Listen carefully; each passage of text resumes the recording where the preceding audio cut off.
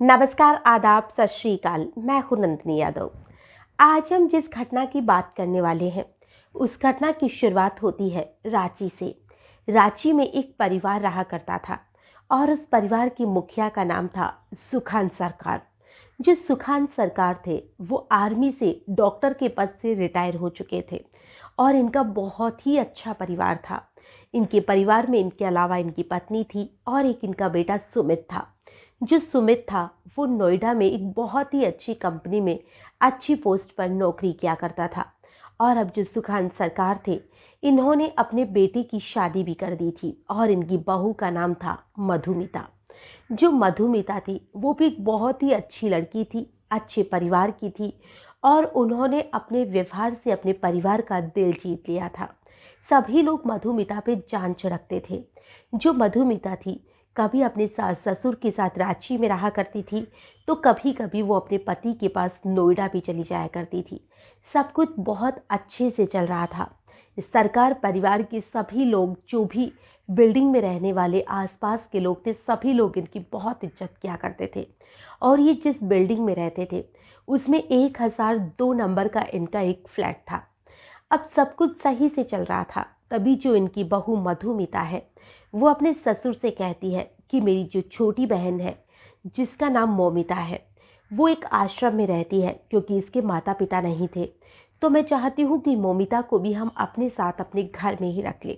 और इस बात से उसके सास ससुर ने बिल्कुल भी ऐतराज़ नहीं किया। उन्होंने कहा कि ठीक है। अब जो मौमिता थी वो भी अपनी बहन के ससुराल में ही रहने लग गई। कभी वो अपने जीजा और जीजी के साथ रहा करती थी और कभी वो उनके सास ससुर के साथ रहा करती थी।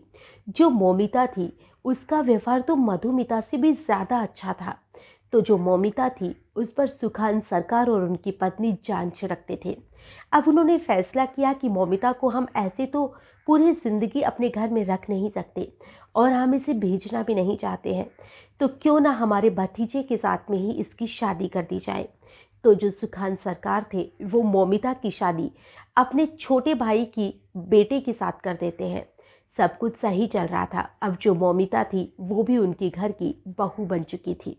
अब मौमिता कभी अपने पति के पास में रहती थी जहां वो नौकरी किया करते थे और कभी वो जो इसके बहन के ससुराल वाले थे या जो खुद के भी ससुराल वाले बन चुके थे कभी उनके साथ रहा करती थी। सब कुछ बहुत अच्छे से चल रहा था।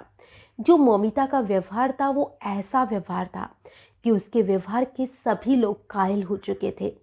अब इधर जो मधुमिता थी उसे बहुत गुस्सा आने लग गया क्योंकि पहले मधुमिता के सभी ससुराल वाले बहुत ज़्यादा तारीफ़ किया करते थे, उसे बहुत ज़्यादा प्यार मोहब्बत किया करते थे। लेकिन अब उसकी जगह उसी की बहन मौमिता ने ले ली थी। अब जो मौमिता थी अपने ससुराल वालों के लिए जैसे तो एक पैर पर खड़ी रहती थी, किसी को किसी भी चीज़ की ज़रूरत ही महसूस नहीं होने देती थी।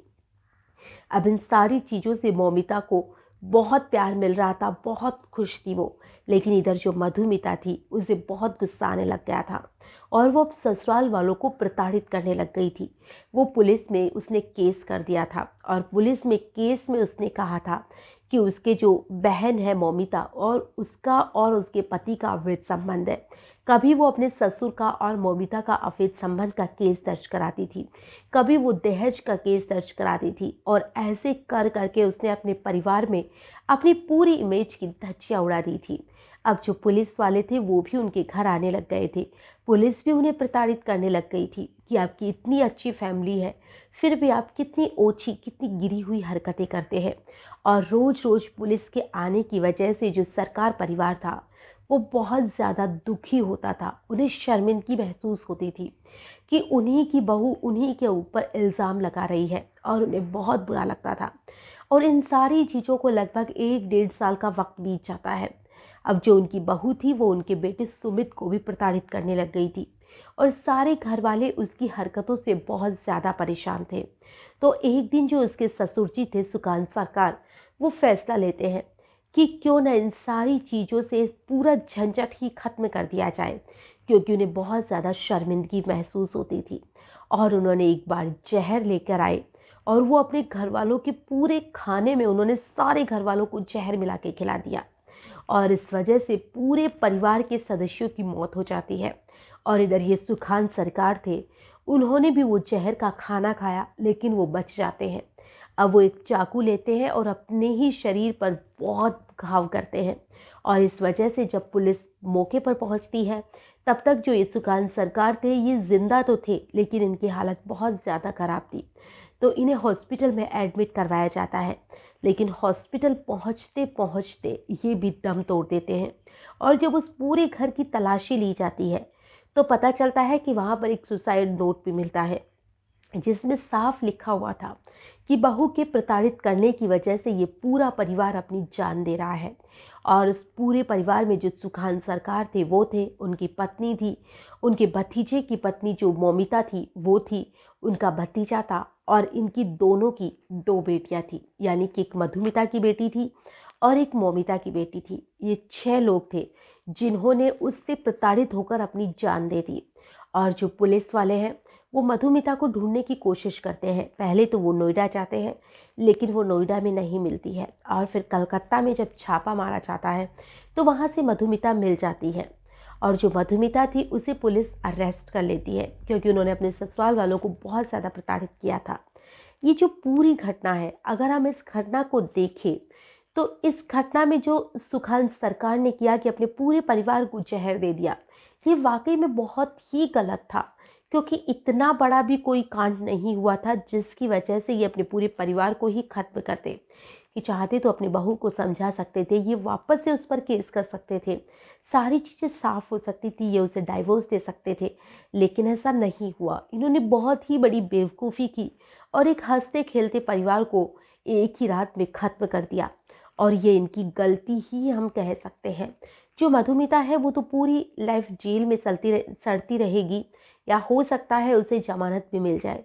लेकिन जो परिवार के 6 सदस्य थे, जो 2 छोटी-छोटी बच्चियाँ थी, जिन्होंने तो शायद अभी जीना भी नहीं सीखा होगा, और उन लोगों को भी इन्होंने ख़त्म कर दिया। आज की जो पूरी घटना है, इसे सुनाने का हमारा उद्देश्य किसी को परेशान करना या किसी का भी दिल दुखाना नहीं है। हमारा उद्देश्य बस इतना सा है कि जो उसके ससुराल वाले थे, ऐसा नहीं था कि वो मौमिता को आने के बाद में मधुमिता से कम प्यार करने लग गए थे, ऐसा कुछ नहीं था। लेकिन फिर भी उसके मन का भ्रम था। तो अगर ऐसा भ्रम पैदा होता है कि जो घर में बहुएं होती है, उन्हें लगता है कि ससुराल वाले मुझसे ज़्यादा दूसरी बहू को इम्पोर्टेंस दे रहे हैं, दूसरी बहू को कुछ ज़्यादा मान रहे हैं, तो इसमें गुस्सा करने की या नफ़रत करने जैसा कुछ भी नहीं है। आप भी उनके सामने एक अच्छी बहू बनने की कोशिश करिए, हो सकता है वो आपको उससे भी ज़्यादा मानने लग जाए।